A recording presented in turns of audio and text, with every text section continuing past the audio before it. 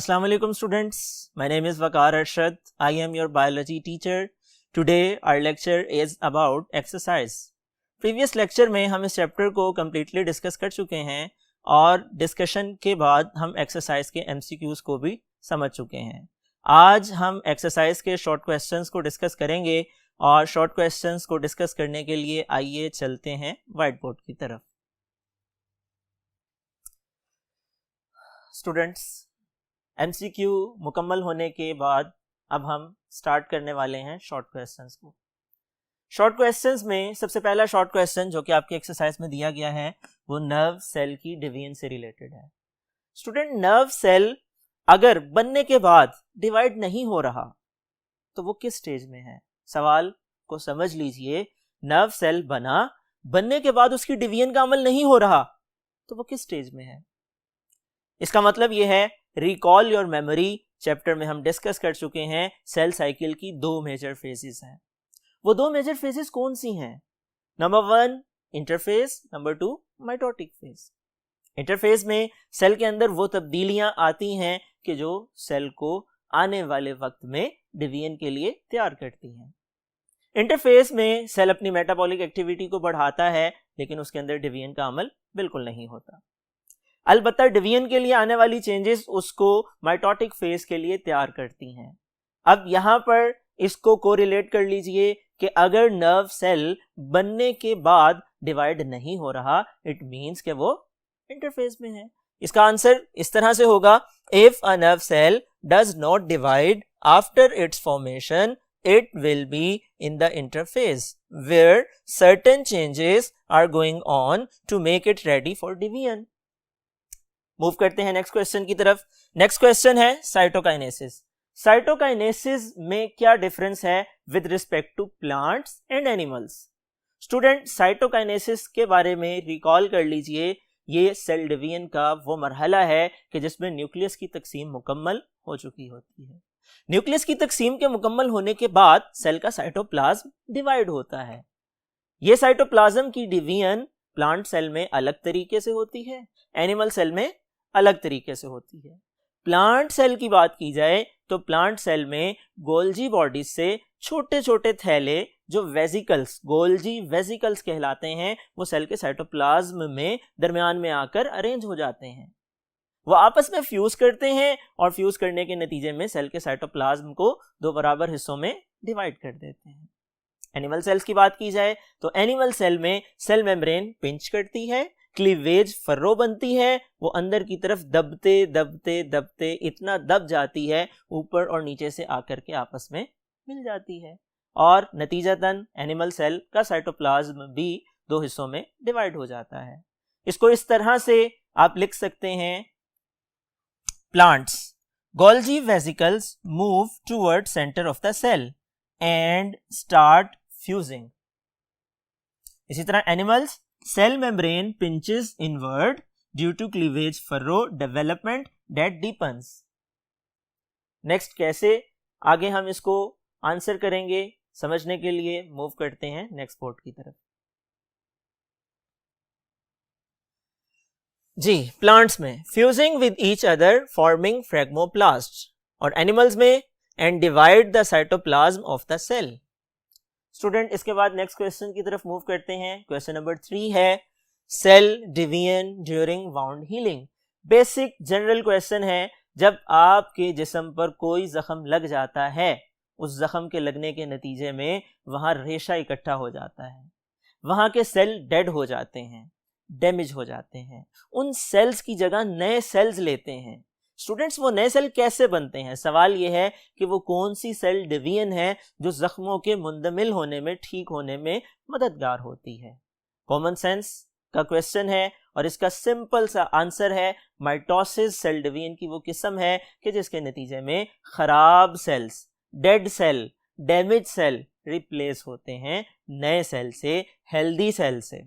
तो हम इसका आंसर यूं लिख सकते हैं, mitosis is a type of cell division that helps in replacing dead और damage cells at the site of wound and helps in wound healing process. Student, move करते हैं नेक्स्ट क्वेश्चन की तरफ. Question number 4, plants do not make gametes by meiosis. पौधे meiosis के जरिए gametes क्यों नहीं बनाते? Recall your memory, important conceptual question is this. आप लोग पढ़ चुके हैं पौधों में मियोसिस का अमल स्पोर बनने के दौरान होता है। स्पोर गैमीटोफाइट जनरेशन को जन्म देते हैं और गैमीटोफाइट जनरेशन में गैमीट प्रोड्यूस होते हैं। स्पोर जो कि हैप्लॉइड होते हैं, डिप्लॉइड स्पोर मदर सेल से बनते हैं। बनने के बाद गैमीटोजेनेसिस के अमल से गुजरकर गैमीट्स बनाते हैं और गैमीट्स के बनने का अमल माइटोसिस के जरिए से होता है। कॉमन सेंस का क्वेश्चन है और उसका जवाब ये है, चूंकि मियोसिस का अमल प्लांट्स में स्पोर बनने के दौरान हो चुका है। मियोसिस का अमल एक दफा होता है, जब मियोसिस हो गई, रिडक्शन डिवीजन हो गई, क्रोमोसोम अनपेयर हो गए, हैप्लॉइड में तब्दील हो गए, तो उसके बाद अगेन मियोसिस का अमल नहीं होगा। इसका जवाब हम यूं लिख सकते हैं, in plants alternation of generation facilitate sexual reproduction. पौधों के अंदर अल्टरनेशन ऑफ जनरेशन का अमल सेक्सुअल रिप्रोडक्शन में हेल्प करता है कि जिसके दौरान हैप्लॉइड स्पोर्स बनते हैं मियोसिस के जरिए से और मुख्तलिफ तब्दीलियों से गुजरकर हैप्लॉइड गैमीटोफाइट बनाते हैं माइटोसिस के जरिए से। पौधों के अंदर ये अमल अल्टरनेशन ऑफ जनरेशन कहलाता है। गैमीटोफाइट जनरेशन से स्पोरोफाइट जनरेशन की डेवलपमेंट होती है। स्टूडेंट मूव करते हैं नेक्स्ट क्वेश्चन की तरफ। नेक्स्ट क्वेश्चन है, व्हाट इज बडिंग? बडिंग किसको कहा जाता है? बडिंग एसेक्सुअल रिप्रोडक्शन की एक किस्म है। एसेक्सुअल रिप्रोडक्शन किसको कहते हैं? रिप्रोडक्शन की वो टाइप कि जिसमें एक पेरेंट इन्वॉल्व होता है, एक ही पेरेंट से एक नया जानदार बनता है। अब बडिंग जो कि एसेक्सुअल रिप्रोडक्शन की एक टाइप है, इसमें दरअसल सेल डिवीजन होती है। नतीजे के तौर पर एक मुकम्मल नया जानदार वजूद में आता है। वो नई सेल डिवीजन दरअसल माइटोसिस है। इसका जवाब कैसे लिखा जाएगा, आइए डिस्कस करते हैं। It is a process of sexual reproduction in which cells at the surface of parental body. मजीद आगे इसको कैसे लेकर के चलना है डिस्कस करने के लिए मूव करते हैं नेक्स्ट बोर्ड की तरफ। Next, undergo mitosis and form a mass called bud that grows and develops into a new individual. The simple answer is budding asexual reproduction का वो तरीकाकार है कि जिसमें किसी भी पेरेंटल बॉडी की सरफेस के ऊपर मैस ऑफ सेल्स डेवलप होते हैं, वो साइज में बढ़ते चले जाते हैं, उनको हम बड का नाम देते हैं। ये बड ग्रो होते होते एक मुकम्मल इंडिविजुअल की, होल ऑर्गेनिज्म की शेप इख्तियार कर लेती है और ये अमल बडिंग कहलाता है।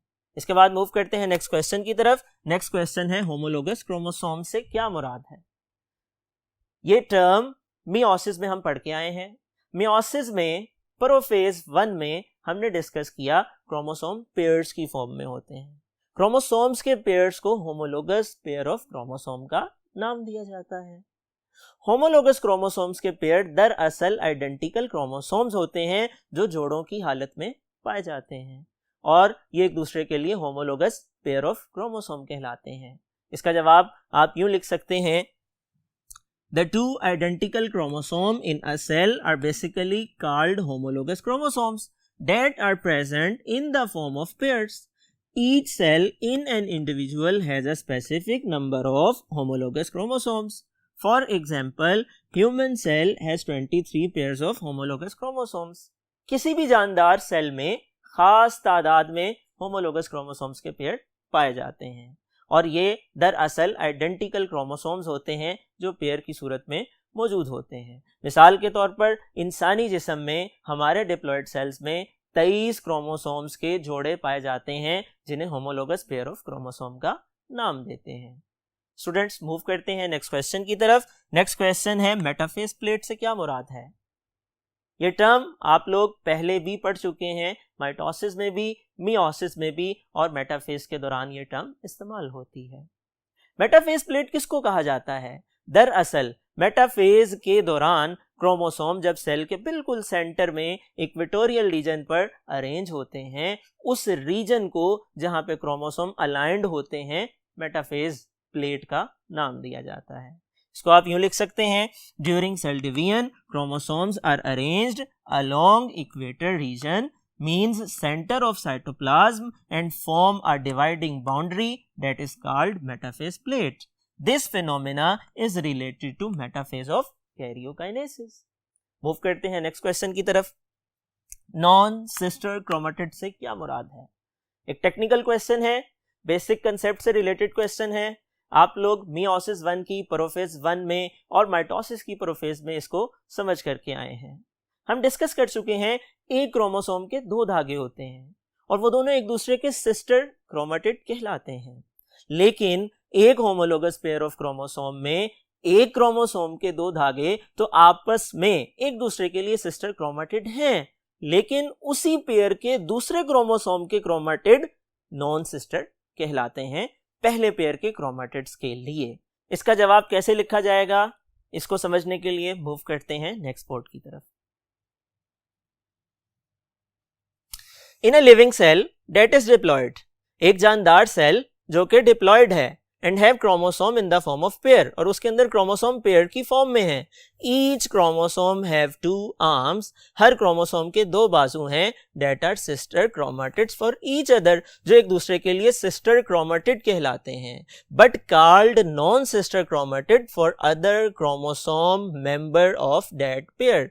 लेकिन अपने पेयर में जो दूसरा क्रोमोसोम है उसके क्रोमेटिड्स के लिए वो नॉन सिस्टर कहलाएंगे. स्टूडेंट, मूव करते हैं नेक्स्ट क्वेश्चन की तरफ, और नेक्स्ट क्वेश्चन है स्पिंडल से क्या मुराद है?